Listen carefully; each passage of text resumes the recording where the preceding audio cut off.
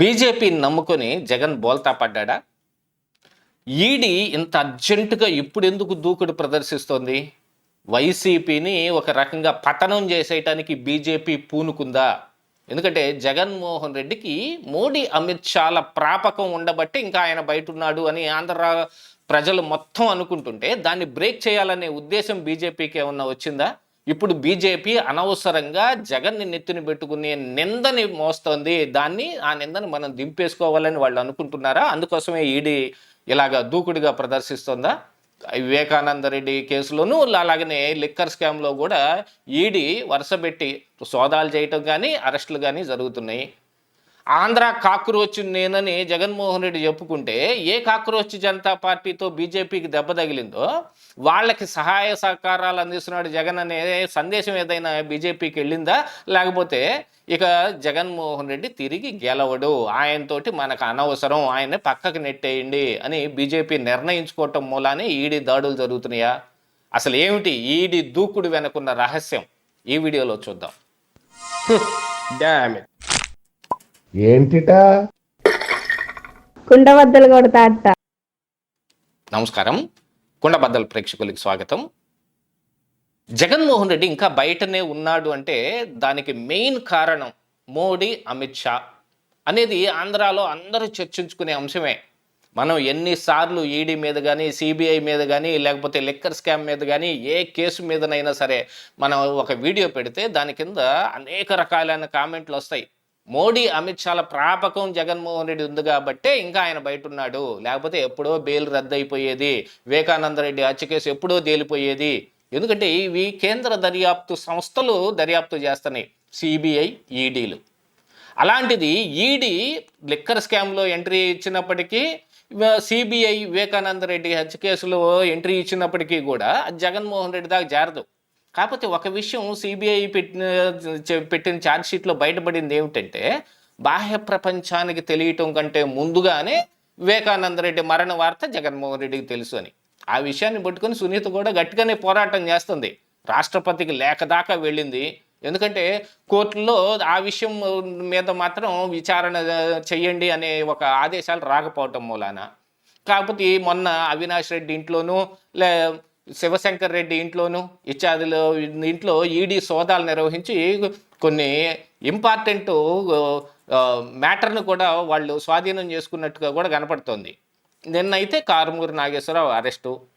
యాక్చువల్గా ఈ కారుమూరి అరెస్టు ఎప్పుడో ఉండాల్సింది.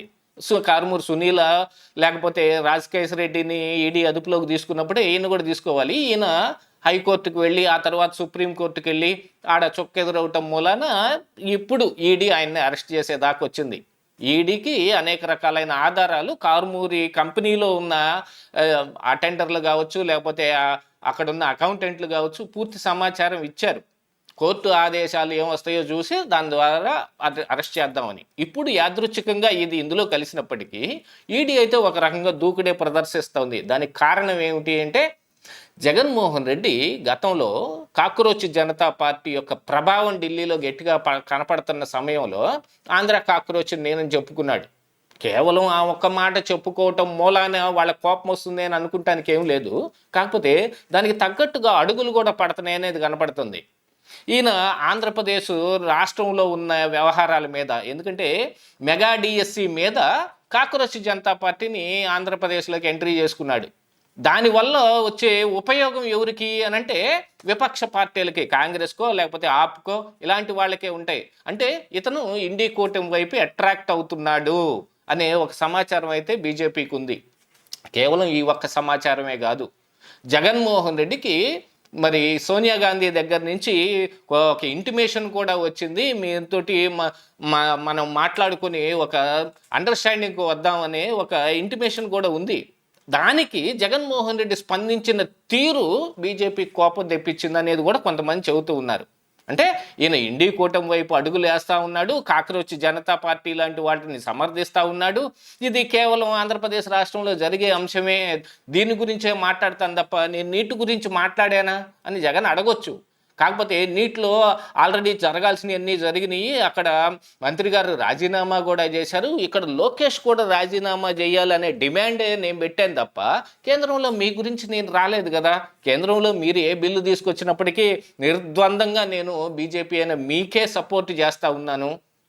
మీరు ఏ బిల్లు తీసుకొచ్చినా దానికి మా మద్దతు ప్రకటిస్తానే ఉన్నాము అని చెప్పుకుంటున్నా. కానీ జగన్మోహన్ రెడ్డి ఆంధ్రప్రదేశ్ రాష్ట్రంలో ఆయన పరిస్థితి ఏమిటి?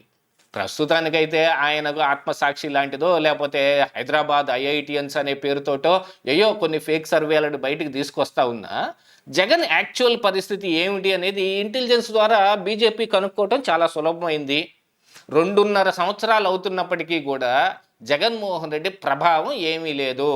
అదే కాకుండా జగన్మోహన్ రెడ్డి రెచ్చగొట్టే వ్యాఖ్యలు చేస్తూ ఉన్నాడు. కూటమి అధికారంలో ఉన్న సమయంలో కూడా జగన్ దూకుడు ఎక్కువగా కనపడుతుంది, వైసీపీ నాయకులు దూకుడు ఎక్కువగా కనపడుతుంది. యాక్చువల్గా ఇక్కడ నాయకులు అనే దానికంటే కూడా కార్యకర్తలు అని చెప్పాలి. నాయకులు ఆల్రెడీ గూడులో దాక్కున్న పక్షుల్లాగా వాళ్ళ ఇళ్లలోనే ఉంటున్నారు, బయటికేం రావడం లేదు. అక్కడక్కడ అడపాదడపా కనిపిస్తున్న వాళ్లే. దాదాపుగా 120 నియోజకవర్గాల్లో వైసీపీని కాడి కింద పడేసిన నాయకులే కనపడుతున్నారు. వాళ్ళు జగన్మోహన్ రెడ్డి చెప్పిన స్థాయిలో వాళ్ళేం పనిచేయటం లేదు. ఇక స్థానిక సంస్థలు కూడా వస్తున్న తరుణంలో ఇలాంటి సర్వేలు తీసుకొస్తే ఏదో జగన్మోహన్ రెడ్డికి ఓటు వేయొచ్చేమో, ప్రతి చోట మీరు పోటీ చేసి తీరాల్సిందే, ఎక్కడైనా ఏకగ్రీవం జరిగింది అంటే నేను మిమ్మల్నే పట్టుకుంటాను అని జగన్ చెబుతున్నప్పటికీ కూడా ఎవరు బయటకు వచ్చే పరిస్థితి లేదు. డబ్బులు ఎవరు ఇస్తారు? జగన్మోహన్ రెడ్డి ఇస్తే మేము ఖచ్చితంగా పోటీ చేస్తాం అనే ఇంటిమేషన్ సజ్జల రామకృష్ణారెడ్డికి కూడా వాళ్ళు కూడా పంపిస్తానే ఉన్నారు. ఈ విషయమై మనం కొండబద్దలో ఒక వీడియో కూడా చేశాం. దాని మీద కూడా ఎటువంటి ఇది లేకుండా స్తబ్దుగానే ఉన్నారు. అంటే దాంట్లో ఉన్న ఇన్నర్ మ్యాటర్ ఏంటనేది అందరికీ తెలిసిపోయినట్టే కదా. ఇక దీంతో పాటుగా బీజేపీ ఆంధ్రప్రదేశ్ రాష్ట్రంలో ఉన్న సీట్లని క్లెయిమ్ చేసుకోవాలి అని అంటే దానికి ప్రధానంగా ఉన్న 2 పార్టీలు టీడీపీ వైసీపీ. ఈ రెండిట్లో ఏ పార్టీ గెలుస్తుంది అనే దాని దగ్గరకు వస్తే ప్రస్తుతానికి బీజేపీకి ఉన్న సమాచారం ప్రకారంగా జగన్ తిరిగి గెలిచే అవకాశం లేదని, తిరిగి గెలవటం అనేది ఆయన ప్రయత్నం కూడా చేయటం లేదు అనేది ఒకవైపు నుంచి కాపాడుకొని తీసుకొస్తున్నా కానీ జగన్మోహన్ రెడ్డి తన రాజకీయ ప్రభావం ప్రజల మీద చూపించే ప్రయత్నం ఏమీ చేయడం లేదు. ఇంకా ప్రజల్లో ఏహ్యభావం పెంచుతూ ఉన్నాడు. వైసీపీ నాయకుల పట్ల ఆయన వ్యవహార శైలి కూడా కొంచెం విచిత్రంగాను హాస్యాస్పదంగాను తయారై కూర్చుంది. తప్పు చేసిన వాళ్ళని సైతం నిర్ద్వందంగా ఎటువంటి వెనకడుగు వేయకుండా ఆయన సమర్థించి అవతల పాడేస్తున్నాడు. ఇట్లాంటి దీంతో ప్రజల్లో కూడా వైసీపీ అంటే ఇదిగో వాళ్ళంతే ఏంటి, వాళ్ళు చేయాల్సినవన్నీ చేసేసి అరాచకాలు అకృత్యాలు చేసి జగన్మోహన్ రెడ్డి పంచం జారుతారు, ఆయన వాళ్ళని సమర్థిస్తాడు అనే రకంగా తయారైంది. దీంతో బీజేపీకి అన్ని వైపుల నుంచి, అటు కాంగ్రెస్ పార్టీ నుంచి జగన్కు వచ్చిన ఇంటిమేషన్ కావచ్చు, కాక్రోచ్ జనతా పార్టీకి ఈయన చేస్తున్న సహాయ సహకారాలు కావచ్చు, మరొక వైపున ఆంధ్రాలో ఈయన కోల్పోతున్న ప్రభావం కావచ్చు, వీటన్నిటి దృష్ట్యా బీజేపీ జగన్ వదిలేసేసింది. అందుకోసమనే ఏదో ఒక రూపంలో అసలు విషయాలు తేల్చడానికి వివేకానంద రెడ్డి హత్యలో కూడా ఇప్పుడు ఈడీ ఎంట్రీ ఇచ్చింది. దీని వెనకున్న అసలు రహస్యం ఇదే ఈరోజు కుండబద్దలు.